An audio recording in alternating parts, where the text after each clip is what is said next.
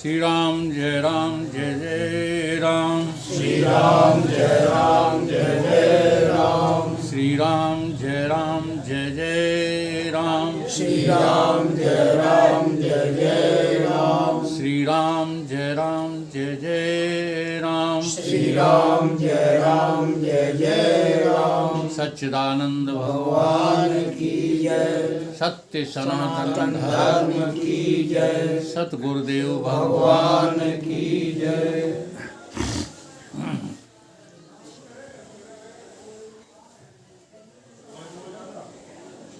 ब्रह्म सूत्र का पहला ही सूत्र है, अथातो ब्रह्म जिज्ञासा।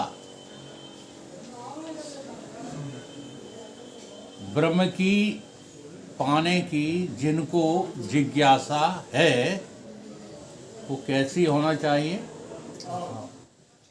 अथातो हो। परंतु जिज्ञासा होने से पूर्व भी तो कुछ होना चाहिए। जिज्ञासा कब होगी? भगवान को पाने की जिज्ञासा कब होगी? तो शास्त्रों में उपनिषदों में ऐसा वर्णन आया है कि जिनको भगवान को पाने की जिज्ञासा हो जाती है वो फिर जो है भगवत प्राप्ति कर्मों से नहीं होती, भक्ति से नहीं होती, योग से नहीं होती या अन्य तपों से नहीं होती। तो फिर क्या ये सारी बातें व्यर्थ हैं? तो ये सारी बातें व्यर्थ नहीं हैं। ब्रह्म जिज्ञासा तब तक हो ही नहीं सकती जब तक तुम्हारे जीवन में निष्काम कर्म नहीं है, निष्काम भक्ति नहीं है, निष्काम योग नहीं है, निष्काम तप नहीं है। ये जब तक सब कुछ नहीं है तब तक ब्रह्म अथातो जिज्ञासा हो ही नहीं सकती। तो वेदांत ने कर्मों का खंडन नहीं किया, भक्ति का योग का खंडन नहीं किया, बल्कि वेदांत ये कहना चाहता है कि जब कर्म करो, भक्ति करो, योग करो या तप करो तो उसमें तुम्हारी भूमिका कामनाओं और वासनाओं से रहित होनी चाहिए। अगर किसी वासना से तुम कर्म कर रहे हो तो फिर आपको भगवत जिज्ञासा नहीं होगी कभी भी। फिर तो वो होगा जो उन कर्मों का जो है फल है। तो दो विभाग शास्त्रों ने किए भगवत जिज्ञासा के लिए, एक निर्माण विभाग, एक प्रमाण विभाग।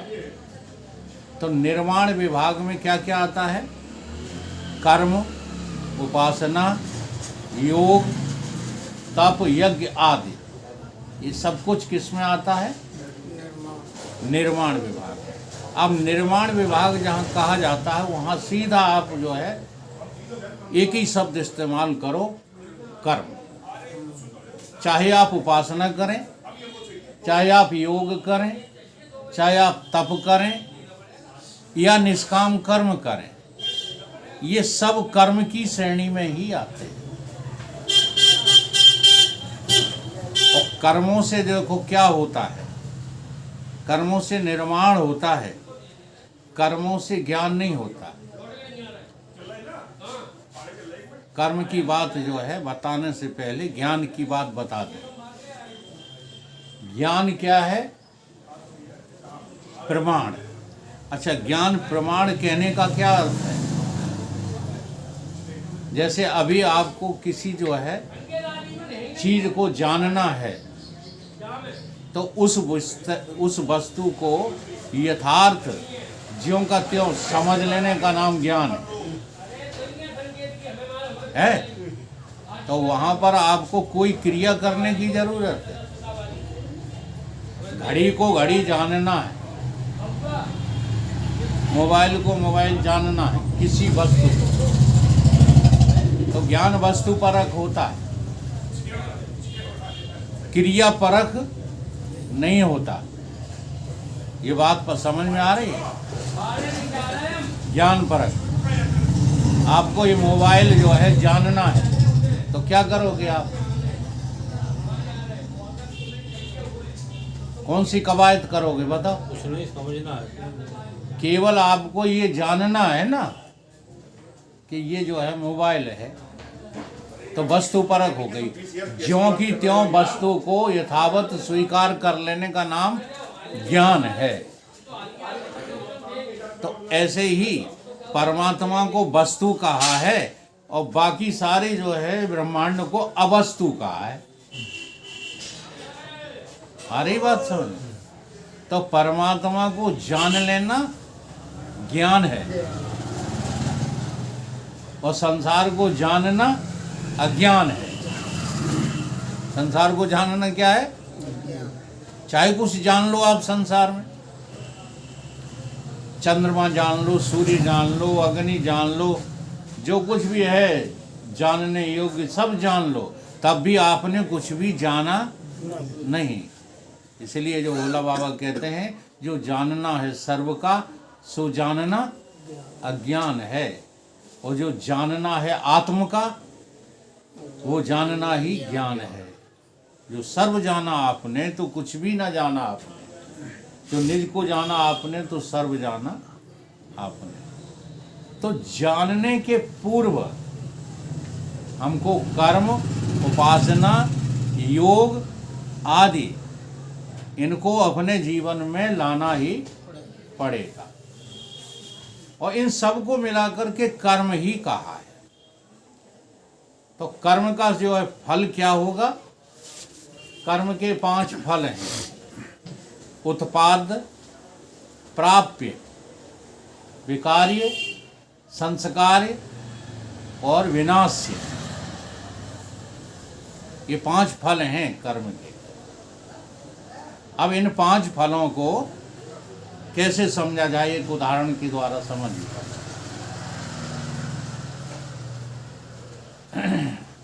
कुम्हार है, दंड है, चका है, मिट्टी आदि ये सब रखा है सामान, ठीक है। तो इससे आप क्या बना सकते हो? घड़ा बना सकते हो। तो घड़ा बन के आपके हाथ में आ जाएगा, आ जाएगा। उसे कहते हैं क्या? प्राप्य। उत्पाद, इसको क्या कहते हैं? घड़ा उत्पन्न करने के लिए क्या करना पड़ा आपको? कुम्हार की जरूरत पड़ी, है ना। चका, मिट्टी, दंड आदि की जरूरत पड़ी, और इनकी सबके द्वारा आपने क्या बना लिया? तो इसको कहते हैं घड़ा उत्पन्न हो गया, उत्पाद। तो कर्म का जो है पहला फल क्या है? उत्पाद। दूसरा फल क्या है? प्राप्य। चलो आप उत्पन्न नहीं करते, कोई बात नहीं, बाजार से जाके खरीद लाइए तो प्राप्त हो गया, ठीक है। उत्पाद, प्राप्य। और तीसरा है विकार्य। जब भी आप कर्म करेंगे, कोई भी चीज उत्पन्न करेंगे, आप प्राप्त करेंगे, ठीक है, तो उसमें कुछ न कुछ उपयोग तो करेंगे, और जब उपयोग करेंगे तो वो पुरानी नहीं होगी, और जब पुरानी होगी तो उसमें क्या आ जाएगा? विकार्य। तो कर्म का एक फल क्या है? विकार्य भी है। अगला फल है संस्कार्य। आपको कोई चीज मिली, ठीक है, जैसे घड़ा मिला, प्राप्त हो गया, उत्पाद हो गया, प्राप्य हो गया, विकार्य हो गया। अब मिला तो उसको आपने सजा दिया, रंग रोगन कर दिया, है ना, और बाजार में रख दिया सजा सजू करके। इसको सजाने को क्या कहते हैं? संस्कार कहते हैं। और आखिरी चीज है कि उठा के डंडा उसमें मार दो घड़े में तो क्या हो जाएगा? फूट जाएगा, विनाश से। तो कर्म से ये 5 फल ही प्राप्त हो सकते हैं। समझ में आ गई? जीवन में घटा उसको, तुम्हें पुत्र मिला, उत्पन्न किया, और उत्पन्न किया तो उसके पुत्र का तुम्हें जो है मोह मिला, प्राप्त हो गया। हाँ, फिर बीमार हो गया तो बेकार हो गया कि नहीं हो गया? हैं? अब उसको पढ़ा लिखा के कलेक्टर बना के सजा के तैयार कर दिया, संस्कार हो गया, और आखिरी में कलेक्टर साहब बचेंगे, अमर हैं का? तो वो क्या हो गया?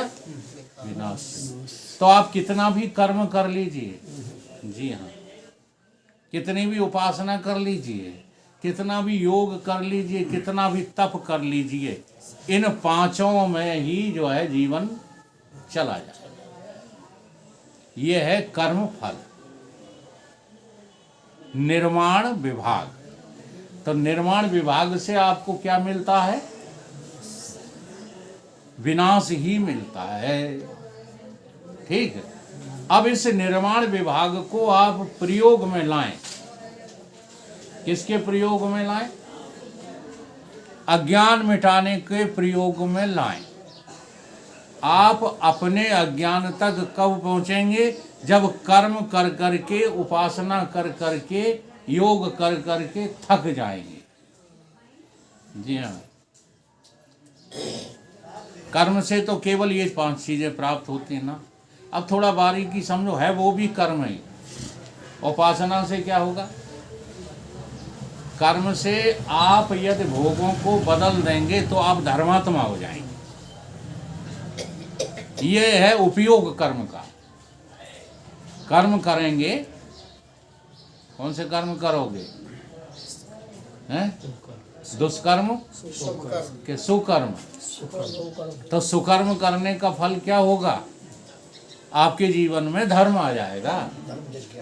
जी हाँ, धर्म आ गया जीवन में तो समझ लो कि आप कर्मों में सफल हो गए। और अगर धर्म नहीं आता जीवन में तो आप अभी कर्म फर्म कुछ कर ही नहीं पा रहे, दुष्कर्मों में लगे हुए। ठीक है, उपासना का क्या फल होता है? आपके मन में जो है सुधार आने लगता है। मन की स्थिति को ठीक करने के लिए क्या है? ये बातें जीवन में पालन करने के लिए बता रहा हूँ। जी हाँ, कर्म करो तो क्या होगा? आपके जो है भोगों में सुधार आ जाएगा। आप धर्म पूर्वक भोग करेंगे। जीवन में आपके धर्म प्रबल हो जाएगा। जब जीवन में धर्म प्रबल हो जाएगा तो आपके कर्मों में सुधार आ गया। समझ रहे हो कि नहीं समझ रहे? हाँ, आपके जीवन में दान आ गया, आपके जीवन में त्याग आ गया कर्मों के द्वारा। और मन को ठीक करना है तो मन को ठीक करने के लिए आपको भगवान की भक्ति करना ही पड़ेगी। जो भगवान की भक्ति नहीं करते, संसार की ही कर्मों में लगे रहते हैं, उनका मन कभी ठीक नहीं हो सकता। इसलिए मन के सुधार के लिए भक्ति, मन को साफ करने के लिए, अंतःकरण शुद्धि के लिए भक्ति। और योग से क्या होगा? आपको योग क्यों करना चाहिए? मन को जो है अमन करने के लिए, समाधि लगाने के लिए। समाधि लगाने से क्या होगा? समाधि लगाने से आपको ये सिद्ध हो जाएगा कि संसार नाम की चीज है ही नहीं। ये मेरा मन जब बहिर्मुखी होता है तो संसार देखने लगता है, वो अंतर्मुखी हो जाता है तो संसार देखना बंद हो जाता है। इस प्रकार से जो है कर्म, उपासना और योग की भूमिका हमारे जीवन में होना चाहिए अज्ञान तक पहुंचने के लिए। अब बहुत से आचार्यों ने अज्ञान को स्वीकार नहीं किया। वो कहते अज्ञान वज्ञान कुछ नहीं है, एक संसार है, दूसरा भगवान है। संसार खत्म हो जाएगा एक दिन तो भगवान मिल जाएंगे। परंतु ये सिद्धांत जो है ठीक से लागू नहीं होता है। कब तक प्रतीक्षा करोगे? आप योनि दर योनि बदलते रहोगे, बार बार भोग योनियों में, योग योनियों में आते जाते रहोगे, तो ये चक्र बंद हो जाएगा क्या? इसलिए चाहे भक्ति करो, चाहे कर्म करो, चाहे योग करो, केवल अज्ञान की स्वीकारोक्ति तक ही होगा। और जब अज्ञान तुम्हें स्वीकार हो जाएगा तो उसे दूर करना चाहोगे कि नहीं? क्योंकि सारे दुख अज्ञान जन्य हैं। संसार में जितने भी तुम सुख समझ रहे हो वो सब अज्ञान जन्य हैं, इसलिए परिणाम में दुख है। अच्छा, ये सभी लोग जो सत्संग नहीं करते वो चाहते क्या है? कोई दुख चाहता है और मिलता क्या है? सुख चाहने पर भी मिलता क्या है? दुख ही मिलता है। इसलिए मूल में जो है जीव के क्या बैठा हुआ है? आत्मा का अज्ञान। तो आत्मा के अज्ञान तक पहुंचने के लिए हमको सारी साधनाएं करना पड़ती है। उसी में मुख्य रूप से ये 4 नाम दिए हैं: कर्म, उपासना, योग और तप। नाम 4 हैं, लेकिन हजारों तरह की बातें हैं ये। कुछ भी संसार में आप करो, लक्ष्य क्या रखो? भगवत प्राप्ति। अगर भगवत प्राप्ति आपका लक्ष्य होगा, ठीक है, तो कर्म से जो प्राप्य है, उत्पाद्य है, विकार्य है, संस्कार है, विनाश है, ये आपको समझ में आने लगेगा। और बस समझ में आने से ही जो है आपका काम बन जाएगा। अब समझ में जब नहीं आता है तब उसका अहंकार जो है चढ़ जाता है। जैसे हर एक आदमी में ये जो है गुण अवगुण थोड़े थोड़े होते हैं। जैसे हम जो काम करते हैं साधना परक, वो श्रेष्ठ समझते हैं, ठीक। जैसे किसी को, कल ही भारत से बातचीत हो रही थी, किसी को राम राम चिल्लाना अच्छा लगता है। जैसे भारत से कहा था कि तुम सारे मोहल्ले को जगा देते, है ना, तो उन्होंने कहा हम कोई खराब काम तो नहीं करते, राम के नाम से जगाते, है ना। अगर ये जो है आपको 5 फल समझ में नहीं आ रहे तो ये अहंकार बन जाता है। देखो, है तो सात्विकी काम, लेकिन एक अहंकार बन गया कि हम जगा देते, नहीं बन गया। एक चुप रहते, हाँ, हद कर दी चुप रहने की, कभी बोलते ही नहीं है चाहे जितना कुछ हो जाए, तो वो भी अहंकार बन जाता। अत से भला न बरसना, अत से भली न धूप, अति का भला न बोलना, अति की भली न चुप। तो अति किसी की जो है ठीक नहीं होती, अति सर्वत्र। तो कर्म की एक सीमा होनी चाहिए। कर्म की अति से कभी भी जिज्ञासु नहीं बन सकते, उपासना की अति से कभी जिज्ञासु नहीं बन सकते, योग की अति से। तो इनकी अति समाप्त करने के लिए इनका हमको जीवन में पालन करना है। कर्म छोड़ने के लिए कर्म करना है कि जीवन भर कर्मों के जो है गुलाम बने रहने के लिए, कर्मों के अधीन बने रहने के लिए। समझ में बात आ रही है? ऐसे ही उपासना, भगवान की भक्ति, भगवान की भक्ति की पराकाष्ठा, जो अभी मैंने दृष्टांत दिया था स्वामी जी वाला, ये भगवान की भक्ति की पराकाष्ठा है। 4 तरह के भक्त गीता में बताए: आरत, अर्थार्थी, जिज्ञासु और ज्ञानी। ये चारों प्रकार के भक्त भगवान को प्यारे हैं, ठीक है। लेकिन ज्ञानी जो है वो विशेष है, हाँ, एक भक्ति वाला। ये ज्ञानी क्या है? ज्ञानी, ज्ञान भक्ति, ये स्पेशल भक्ति है। ज्ञान भी भक्ति, भक्ति भी ज्ञान। तो ये कौन सी भक्ति है? इसी का नाम है अनन्य भक्ति। सो अनन्य से जाय के मति न टरे हनुमंत, मैं सेवक सचराचर रूप रास। जब भक्त को प्रभु से अभेद हो जाता है, मेरे प्रभु और हम ये दो थोड़े ही हैं, प्रभु और हम। जैसे कबीर बाबा ने ये बातें कही, मैं कई बार इस्तेमाल किए हैं मैंने, विस्मरण हो जाता है आप लोगों को। बूंद समानी सिंधु में, बूंद समानी सिंधु में सो कित हेरी जाए। ढूंढत ढूंढत हे सखी गयो कबीर हेराए। बूंद समानी सिंधु में सो कित हेरी जाए। ये बूंद जब जो है सागर में समा गई, अच्छा समा गई तो बूंद रही क्या? भूल नहीं गई, तो क्या हो गया? आ गई हो। अच्छा पहले क्या थी? इसलिए पलट दी, कबीर बाबा ने इसकी पलट भी दी। हेरत हेरत हे सखी गयो कबीर हेराए, उस सिंधु समाना बिंदु में। अब सिंधु कहाँ समा गया? तो बिंदु और सिंधु बना बिंदु था, आपको भूल कर मैं हुआ सिंधु का सिंधु निज को बिचारी। हरे कृष्ण गोविंद मोहन मुरारी, लखों में जहां भर रही छब तुम्हारी। हम और हमारे कृष्ण कन्हैया दो नहीं है, ये है अनन्य भक्ति। तो अनन्य भक्ति और आरत भक्ति, जरा ध्यान देना, अर्थार्थी भक्ति। अब आपको क्या समझ में आ रहा होगा कि जैसे आप जो है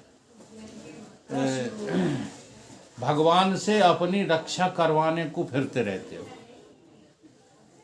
हैं? बजरंगबली के मंदिर क्यों जाते हो? रक्षा कराने के लिए। बनखंडेश्वर क्यों जाते हो? रक्षा कराने के लिए। क्या कभी आप जहां पर हो वहां पर ये नहीं सोच सकते हो कि रक्षा करने वाला तो भगवान ही है, कोई दूसरा करेगा क्या? बोलो, जरा ध्यान करो हम क्या कह रहे हैं। तुम्हारी रक्षा क्षण क्षण हो रही है, सोते जगते खाते पीते उठते बैठते, तो कौन कर रहा है?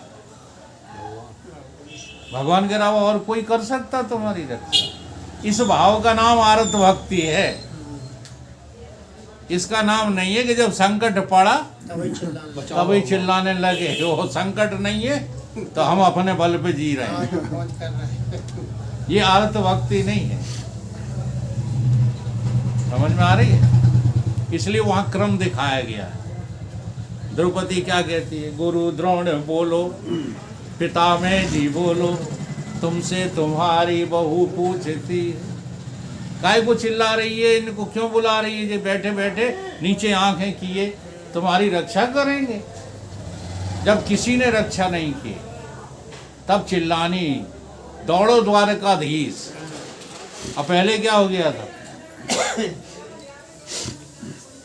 तो आरत भक्त उसका नाम है जो परमात्मा के अलावा और किसी को भी रक्षक जानता ही। तुम्हारी रक्षा रुपया नहीं कर रहे, तुम्हारी रक्षा तुम्हारी मेहनत नहीं कर रही, तुम्हारी रक्षा तुम्हारी कमाई नहीं कर रही, तुम्हारी रक्षा तो तुम्हारे प्रभु ही कर रहे। ये आरत भक्ति है। तो अर्थार्थी भक्ति क्या है? देने वाला है भगवान, सबका दाता एक, सबका दाता राम। तुम्हारा दाता काम है? तुम्हें कौन दे रहा है? दुकान? तुमको कौन दे रहा? किराया, मकान? नहीं, सब कुछ देने वाला केवल प्रभु है। इसका नाम है कौन सी भक्ति? अर्थार्थी। अर्थ भक्ति इसी का नाम। कहीं कोई कुछ नहीं दे सकता है, जो कुछ देता है प्रभु देता है। प्रभु के अलावा और कोई कुछ नहीं है। तीसरी भक्ति है जिज्ञासा। जिज्ञासा भी तब आती है जब तुम कर्मों के पांचों फलों का परिणाम देख चुके होते हो। इसलिए मैंने आज इनका वर्णन किया। उत्पाद्य, प्राप्य, विकार्य, संस्कार्य और विनाश्य। ये जब तुम देख लोगे करके, परीक्ष लोकान कर्म चितान ब्राह्मणो निर्वेद माया अकृतः नास्ति अकृतः कृतेन। कर करके देख लो। जब जो है तुमको तुष्टि हो जाए कि कर करके हमें कुछ भी मिला नहीं, तब फिर क्या करना? तद विज्ञान अर्थ। तब फिर क्या करना? तब भगवान को ढूंढना, जिज्ञासा करना, कहाँ मिलेगा भगवान। तद विज्ञान अर्थ। फिर उसके लिए कहाँ जाओगे? जब जिज्ञासा होगी आपको, तद विज्ञान अर्थ स गुरुम एव अविगच्छेत्। तब कहाँ जाओगे? फिर मत जाना मंदिर, फिर मत जाना जो है गंगा सागर नहाने। नहीं, पहले तो जाना। हाँ, अभी तो कुंभ जाना। हाँ, अभी मत छोड़ देना। कब कुंभ नहीं जाना? जब तुमको लगे कि मुझे परमात्मा के अलावा और कुछ चाहिए ही नहीं। तद विज्ञान अर्थ गुरुम एव अविगच्छेत्। फिर गुरु के पास जाना और कहीं मत जाना। फिर वे गुरु कैसे हों? और जाकर के क्या करना? गुरुम एव अविगच्छेत् समत पाणी। गुरु के पास जाकर के ऐसा मत करना कि जाकर के जो है गुरु से मुंह लड़ाने लगो। तुम्हें गुरु बना किसने दिया? गुरु के पास पहुंच करके भी लोग गुरुमुख नहीं हो पाते। हाँ, इसलिए गुरु नजदीक का होना नहीं चाहिए। गुरु दूर का ही अच्छा रहता है। नजदीक वाले को तो तुम जो है हाँ, क्या समझते हो? गुरु समझते ही नहीं। समत पाणी। समत पाणी का अर्थ जो है कुछ लेकर जाना। ये तो हमने अपना अर्थ लगाया। गुरु तुमसे कुछ नहीं चाहते, समर्पण चाहो। समर्पण क्या है? कि जो मैं कहूं उसका पालन करो। ठीक है? हमें कुछ मत ला के दो। केवल गुरु की आज्ञा के पालन का नाम ही क्या है? समत पाणी। अब वो गुरु कैसा होना चाहिए? शास्त्रों ने बता दिया है। ब्रह्मनिष्ठ ब्रह्म स्रोती है। जो ब्रह्म को जानने वाला हो और ब्रह्म को ठीक ढंग से समझाने वाला हो, ऐसे गुरु के पास हमको जाना चाहिए। तो इस प्रकार से हमारे जीवन में कर्म, उपासना और ज्ञान तीनों का जो है उपयोग हमारे जीवन में होना ही चाहिए। तभी हमको परमात्मा की उपलब्धि। अच्छा, उपलब्धि क्या है? उपलब्धि क्या है? ये आपको पता लग जाएगा गुरु के द्वारा कि संसार निवृत्त ही था। संसार की तुम्हें निवृत्ति नहीं करना पड़े, अज्ञान की तुम्हें निवृत्ति नहीं करना पड़े। अज्ञान दूर होने का मतलब क्या है? अज्ञान दूर होने का मतलब ये है कि अज्ञान नाम की कोई चीज थी नहीं। अभी मत कहना। अभी तो है। अभी तुम्हें पता नहीं है कि भिंड में मधे की घड़ियां कहाँ है? पता है तुम्हें? क्या नाम है आपका? रामबाबू, तुम्हें पता है मधे घड़ियां कहाँ है? नहीं है पता ना? तो पता हो जाए तब कहोगे कि हमें पता, कि पहले ही चिल्लाने लगे। नहीं पता हो जाए तो फिर ये कहोगे ये तो हमें पता थी कि ये हाँ है ही नहीं। इस तरह से जो आत्मा का अज्ञान है ना, वो भ्रम मात्र है। कोई अज्ञान भज्ञान नहीं है। लेकिन पहले ये स्वीकार मत करना। अज्ञान तक पहुंचने के लिए सारी जो है साधनाओं को जीवन में उपयोग करो। इस प्रकार से अब ये धीरे धीरे कहा जाता है, और धीरे धीरे का अर्थ मतलब है कि अगर आपकी लगन लग गई तो इतनी शीघ्रता हो जाएगी कि धीरे धीरे का नामो निशान ही मिट जाएगा।